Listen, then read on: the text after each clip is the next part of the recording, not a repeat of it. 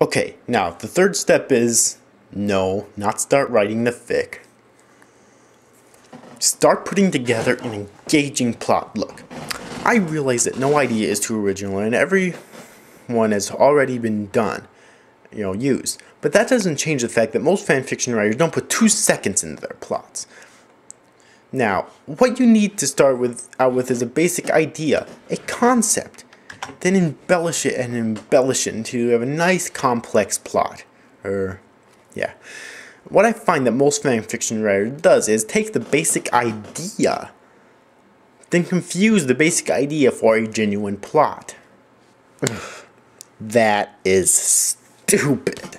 That's like taking the foundation of a house and saying that you've constructed the Empire State Building. It's just stupid. Alright? Fanfiction writers, listen very carefully. Saying you're making a story where 2 characters fall in love isn't a plot. It's the framework for a plot. Say you're going to make a story how Naruto confesses his love for Sakura. Now wait, don't start writing yet. How's he going to do it? Well, let's say he's going to take her out to dinner at Ichiraku Ramen Shop. Okay, what else? Why is he there? Well, maybe he heard from some villagers that there's some rogue ninja there in disguise and he wants to take care of himself and they're after her, so he's using her to lure them out of hiding. And alright, that's good, but we're not done yet. How's Sakura gonna react when she finds out that she's being used like this? Well, she'll probably get really mad and beat Naruto up again. Yeah. Then he'll probably go and confess his feelings to her, and they'll work it out over time. Alright, look, that took 1 minute, not even, and it's way more developed than some stupid story about Naruto confessing his love for Sakura. Alright, I just focused on Naruto and Sakura in the outline. What about the others, like Lee, hell, even Sasuke, if you're doing one that takes place like before Sasuke left the village? Right? How would they contribute? Would Sasuke actually give Naruto advice? Would Jiraiya or Lee give Naruto advice? Bad advice at that. But to tell you the truth, this is a place I even screw up the most, alright? 2 people don't just fall in love right off the bat, and they don't do it like I've seen in a lot of fanfictions out there. Even I've written them terribly, alright? Alright? And there's a little process that I like to go through here, alright? First, boy meets girl. Boy or girl becomes attracted to each other. Boy or girl asks boy or girl out on a date. Excuse me. They say yes. They have a good time. They go out on another date. They decide to start seriously dating. Then a little bit down the line, they proceed to the first kiss, although the first kiss can be on the first date as far as I'm concerned. I'm not picky about that part. Although in stories it's kind of more interesting if it doesn't in most cases. Alright?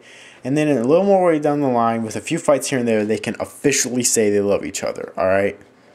To me, that's the perfect chemistry. Although, yeah, like I said before, the kissing part can come on a first date really, but in stories it's usually better if it doesn't. Alright. Now you probably think it's time to start writing. Well, too damn bad. Just sit down and listen a little bit longer. Next step, the next step may require you to work your fanfiction topic just a little bit, but it's worth it. You need to understand your characters. I personally find it annoying when fanfiction writers write characters that are completely out of character.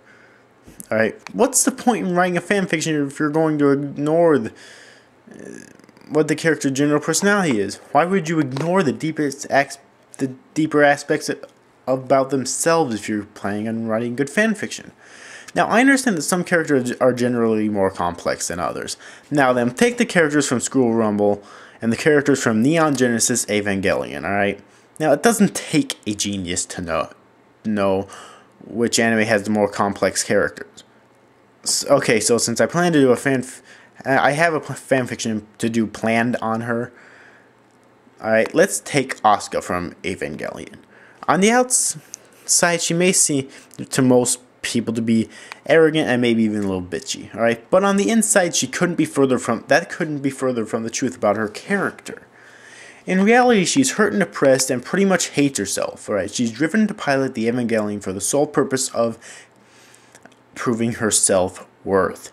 She both loves Shinji, but treats him like shit because she's afraid of how to show her true feelings, and she also wants Shinji to act more like a man. She hates Rei because she gets praised by everyone despite being the worst of the Eva pilots. Not to mention Rei's apathy reminds Asuka of her horrible past.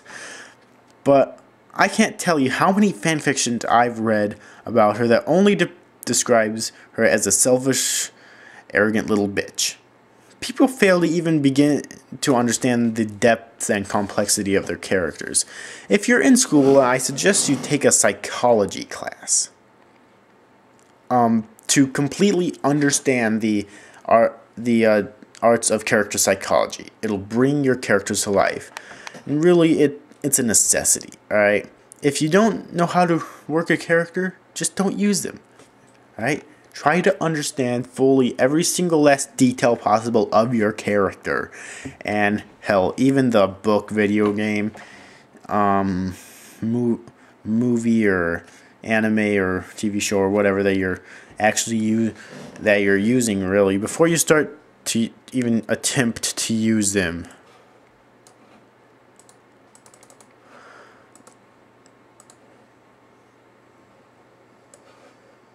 Alright. Now, you probably think it's time to start writing. Well, hold on there, cowboy. You're not done yet. Now, you need to get to work on making your characters at this point. Now, some people would say to avoid cliches. I say don't worry about that. If a cliche is well written, it can be effective. Just be sure to make your original characters original if you actually need to make them. Well, actually, if you're just starting out, chances are cliches are bad. Avoid them at all costs. But if you're a pretty good writer, then I'd say cliches are good for you. Of course, if you're a good enough writer, you may not need to use them anyways, because you may be able to, come up with some semi-original characters, maybe. So, what you do need to avoid, though, are Mary Sues. You ever hear of these walking Barbies? Well, Mary Sues are literally flawless characters that have no problems whatsoever. They're super perfect, super sweet, no matter how unlikely it may be, and everyone wants to marry them. They're super beautiful, super sweet, and they're always cheerful and happy. These are walking piles of writer vomit. This is never a good idea, but wait, I can hear some of you typing in the comments right now. Well, I have this super cute character, but she's super sweet because of her traumatic past. Okay, stop. Giving a character a traumatic past does not make them a good character. Common example, let's take the cast of Naruto. Sasuke has a terrible past, but it doesn't prevent him from being a shitty character. Not to mention, at least with Sasuke, it's not irrelevant on his past. Like, you can see how he got from one point in his life to another because of his past, despite how stupid it is. I seem to see that most fanfiction writers tend to take that on traumatic past without really thinking it through. Okay, the character rarely mentions their past, and then they go on with life as though getting raped, I've noticed, was just like stubbing their toe on the sidewalk. Have you ever met a raped person? I have, and chances are there'd be a lot of things wrong with their conception of reality. Like, they might not trust men or women at all, depending on who they got raped, what they got raped by, or people at all if they're like that. It may take them years to get over it, maybe even decades, or they may never get over it for the rest of their life, no matter how young that they actually are at the point that they got raped. Alright? You have to take this stuff into consideration, alright? Now, what you can write, though, are anti-Mary Sues. An anti-Sue is a character for what on the outside seems like, or what on the outside seems like a Mary Sue, but in reality couldn't be further from the truth. Take Toru Honda from Fruits Basket, for example, alright?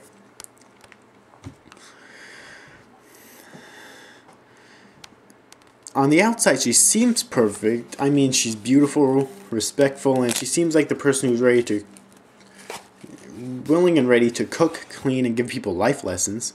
However, this description of her couldn't be further from the truth. On the inside, she's really deeply depressed over the death of her mother, and she does these good acts because she believes that's what her mother would do, right? In reality, she doesn't believe she's really all that beautiful, and Kyo even calls her ugly, perhaps out of spite. Additionally, only a few characters love her romantically, all the others is like a friend or a motherly figure. Not to mention she has to work hard to make friends with most of, if not all of the characters in the entire anime. Alright. Now, anti-Sues are almost always brilliant, but they're extremely hard to write, so only seasoned writers should even attempt it, alright? New writers should just stick to the easier path. Give your characters flaws. Make them greedy. Make them lustful. Make them, I don't know, eat a lot when they should be doing something else. Although if you do that, then you should probably make them fatter, at least a little bit overweight, because, you know, unless you have a killer metabolism like I do, eating a lot does make you gain weight. Right? Make them jealous of envious, etc. Now, you can write characters like that, not Sues. The only time you should ever write a straight-up Mary Sue is during a parody, never in a straight-up fanfiction, or fiction in general. In fact, if you ever become an actual writer, avoid Mary Sues before the plague, unless parody, of course. Alright.